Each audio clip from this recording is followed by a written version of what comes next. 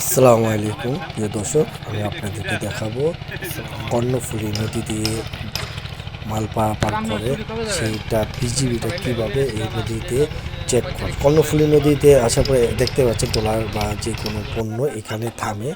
এখানে থেমে তারপরে বিজিবিটা চেক করার পরে এখান থেকে এরা বিজিবি থেকে একটা পাস নেয়, ওই পাস নিয়ে এখানে পার হতে হয়। যাওয়া আসার সময় এই কাজটা করতে হয়। যে কোনো ভোট, পিকনিকের বুট হোক বা যে কোনো ভোট হোক বা পণ্য হোক, যেমন ধরো এখান দিয়ে চেক করে তারপরে এখান থেকে ছাড়পত্র দেওয়া হয়। ছাড়পত্র দেওয়ার পরেই এখান থেকে পার হতে হয়।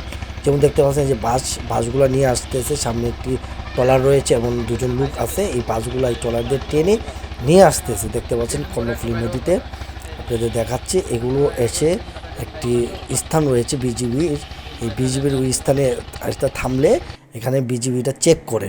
যখন বাস পারাপার হয় নদীতে তখন এখানে আছে থামে, থামার পরে বিজিবিটা চেক করে, কারণ বাসের নিচে কোনো অবৈধ মাল আছে কিনা বা পাহাড়ি কাঠ কাঠ আছে কিনা সেগুলা ওনারা চেক করে।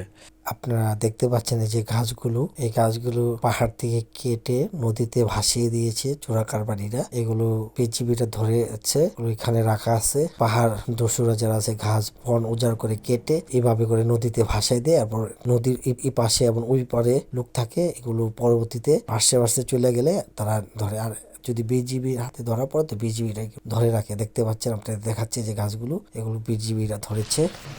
বিজিবিটা চেক করে তারপরে দেখতে পাচ্ছেন এখানে চেক করা হচ্ছে, কারণ যখন বাসের উপরে দাঁড়ায় এবং বিভিন্ন দেখে তখন বুঝতে পারা যায় এই বাসের নিচে কিছু আছে কি না। সেটাই মূলত বিজিবিটা চেক করে। এখানে দেখতে পাচ্ছেন দুইজন লোক রয়েছে যেখানে বাস নিয়ে যাচ্ছে, ট্রলার চালায়, এবং তার পাশাপাশি রয়েছে বিজিবির সদস্যরা। বিজিবির সদস্য দেখতেছে, ইউনিফর্ম পরা বিজিবির সদস্য এখানে রয়েছে। আপনারা হয়তো অনেক দূর থেকে আমি ভিডিওটা করেছি, তাই হয়তো দেখতে পাচ্ছেন না। একজন বিজিবি সৈনিক যে দেখতেছে এখানে এটার নিচে কী কী রয়েছে, এটা বোঝা যায়, অটোমেটিক বোঝা যায়। আর অবৈধ মাল বা কাঠ কাঠ পারাপার করলে সেই কাঠগুলো এখানে ভেসে ওঠে। আপনাদেরকে আমি দেখাচ্ছি, আপনারা দেখতে পাচ্ছেন এই চেক চলতেছে।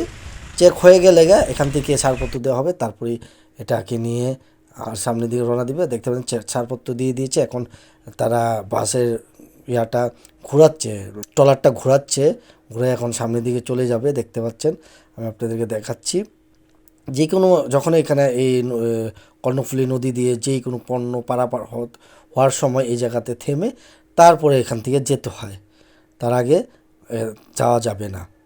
আমি আপনাদের কর্ণফুলী নদীর যে ইয়াটা আছে সে দেখাচ্ছি।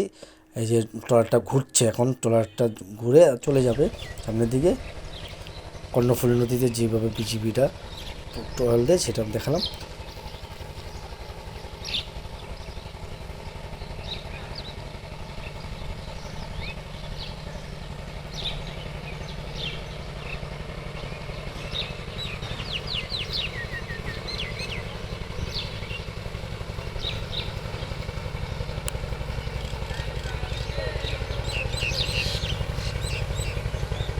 আমি মঞ্চির আপনাদের থেকে বিদায় নিচ্ছি। আসসালামু আলাইকুম।